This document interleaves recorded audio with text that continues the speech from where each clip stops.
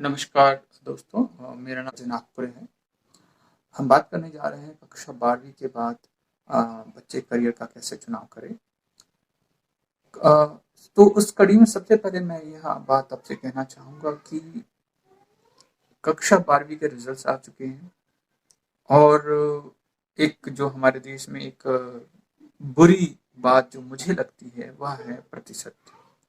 और विभिन्न विद्यालयों ने और से आपके बच्चों की मार्कशीट मिल चुकी है और आप जो है उस आधार पे अपने बच्चों को आंकने लगे हैं। तो मुझे यह सोच जो है उतनी परिपक्व नहीं लगती।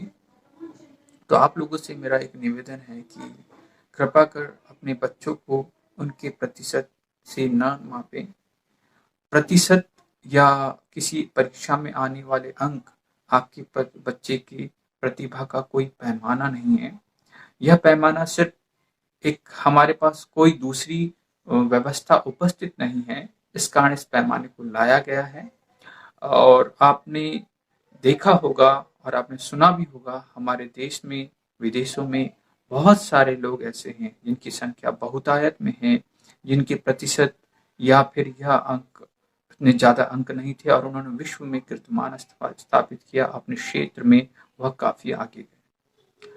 तो कृपा कर यह कोशिश न करें, ना अपने बच्चों को किसी से कंपेयर करें, ना उनके प्रतिशत के आधार पे उनको किसी भी प्रकार की मानसिक प्रताड़ना का सामना करने दें।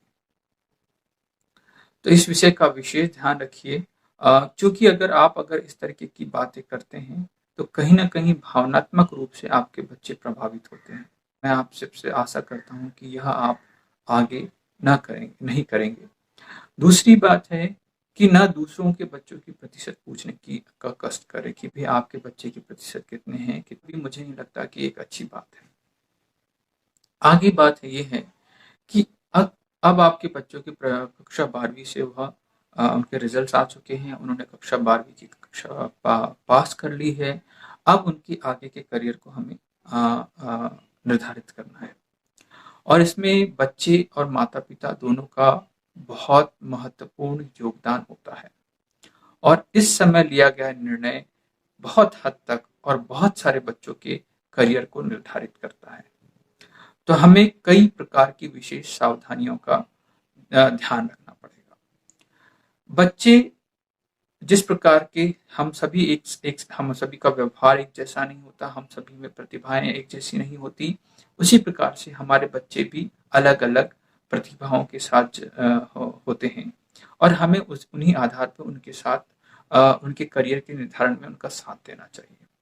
तो सबसे पहले कैटेगरी में हम उन बच्चों को रखेंगे जिन बच्चों ने पहले से निर्धारित कर लिया है कि उन्हें क्या करना है और इन बच्चों के लिए हमें कुछ करने की आवश्यकता नहीं, क्योंकि इनका निर्णय पहले से ही है इन्हें क्या करना है, कहाँ जाना है। तो हम इन बच्चों के साथ हमें पूर्ण रूप से उनके साथ देने की आवश्यकता है। दूसरे कैटेगरी में वह बच्चे होते हैं जो बच्चे बाहरी वातावरण से बहुत प्रभावित होते हैं। मैं कहूँ वो बहुत चंचल होते हैं या भावुक होते हैं।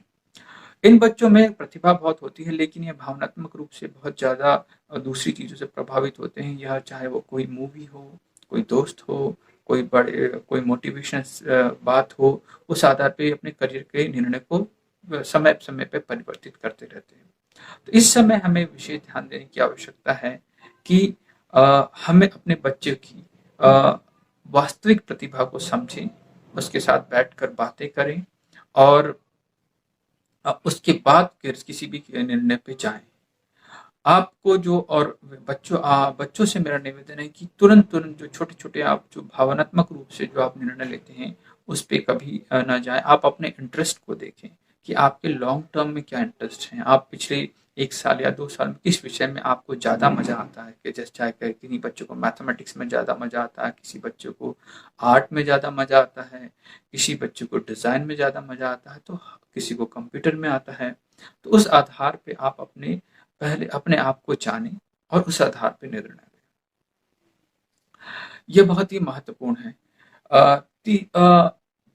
तीसरे कैटेगरी के वह बच्चे होते हैं जो किसी भी प्रकार के निर्णय पे नहीं जा पाते। उन्हें लगता है कि वह जिस फील्ड में जिन्हें एडमिशन मिल जाए वो वहां चले जाएंगे। यहाँ पे भी माँ बाप का एक बहुत बड़ा एक रोल आता है कि उन माँ बाप को अपने बच्चों के साथ बैठकर बात करनी होगी। और सबसे पहली बात कि अगर उनके प्रतिशत कम है तो उस आधार पे आप उनकी अवहेलना नहीं करनी है, उनको भावनात्मक रूप से आपको सपोर्ट करना है और उनसे बात करनी है कि भई आपको उनको सबसे पहले उन्हें आत्मविश्वास से भरना है। क्योंकि यह बच्चे इस कारण किसी निर्णय पे नहीं पहुँच पाते क्योंकि इनमें यह आत्मविश्वास नहीं होता कि वह किसी फ़ील्ड में आगे कर पाएँगे या नहीं कर पाएँगे। इसका एक कारण है कि कई बार उनके जो नंबर्स हैं कम आते हैं और उस नंबर के आधार पे हम सभी उनको जज करते हैं। इस कारण वह बच्चे उन बच्चों में उतना आत्मविश्वास नहीं हो पाता। तो इस समय यह हमारे माँ-बाप का और आस-पास के लोगों का कर्तव्य है कि उन बच्चों को सबसे पहले आत्मविश्वास प्रदान करें, उनको भावनात्मक रूप से सपोर्ट करें और उसके बाद जो है कि उनका निर्णय पूछें और उनका निर्णय जो आता है उसमें उनका साथ दें। उसके बाद एक महत्वपूर्ण बात होती है, कुछ बच्चों ने एग्ज़ाम क्वालीफाई कर लिया है, जो विभिन्न प्रकार की कॉम्पिटिटिव एग्ज़ाम हमारे देश में होती है, उसको क्वालीफाई कर लिया है, कुछ बच्चों ने नहीं क्वालीफाई किया है। चाहे आप प्राइवेट कॉलेजेस में जा रहे हैं या सरकारी कॉलेजेस में जा रहे हैं, कुछ बातों का आप विशेष ध्यान रखिए। आप डिग्री के पीछे ना भागिए और चूँकि डिग्री से आपको जॉब नहीं मिलेगी, आपको जॉब मिलेगी आपके बच्चे की प्रतिभा के आधार पर या फिर दूसरा है कॉलेज में उपस्थित इंफ्रास्ट्रक्चर के आधार पर। उन प्राइवेट कॉलेजेस को या उन संस्थाओं को अवॉइड करें जहाँ पे अच्छी लाइब्रेरी की फैसिलिटीज़ नहीं होती, जहाँ के जो पढ़ाने वाले शिक्षक हैं, उनका क्वालिफ़िकेशन अच्छा नहीं होता। कृपया कर आप कभी भी किसी भी कॉलेज को सिलेक्ट करने के पहले आप वह सबसे पहले जाएँ और पता करें कि वहाँ पे पढ़ाने वाले शिक्षक कैसे हैं, उनका क्वालिफ़िकेशन कैसा है। उदाहरण के तौर पे जितने भी इंजीनियरिंग कॉलेजेस हैं, उसमें मैं आशा करता हूँ कि अच्छे विश्वविद्यालय और विद्यालयों से पढ़े मास्टर्स डिग्री और पीएचडी होल्डर फैकल्टी होने चाहिए। उसी प्रकार से साइंस कॉलेज में भी अच्छी क्वालिफाइड फैकल्टी होनी चाहिए। तो आप उन्हीं कॉलेजों का चयन करें जिन कॉलेज में, चाहे वो प्राइवेट हो या फिर सरकारी, जहाँ कॉलेज में पढ़ाने वाले शिक्षक का क्वालिफिकेशन बहुत अच्छा हो। दूसरी, लाइब्रेरी की फैसिलिटीज़ वहाँ बहुत अच्छी हो और तीसरी, आपको यह देखना है कि उन कॉलेजेस का पुराना प्लेसमेंट रिकॉर्ड कैसा है। वहाँ के सीनियर्स से और बाकी लोगों से आप बात कर सकते हैं और पता कर सकते हैं कि भी वहाँ का पुराना रिकॉर्ड कैसा है। इन्हीं आधार पे आप कॉलेज का निर्धारण करें। तो यही सब बातें हैं जो कि हमें अपने बच्चों के भविष्य निर्धारण करने के लिए ध्यान रखनी होगी और इसी के साथ मैं अपनी बातों को नेक्स्ट वीडियो में जारी रखूँगा। Thank you. नमस्ते।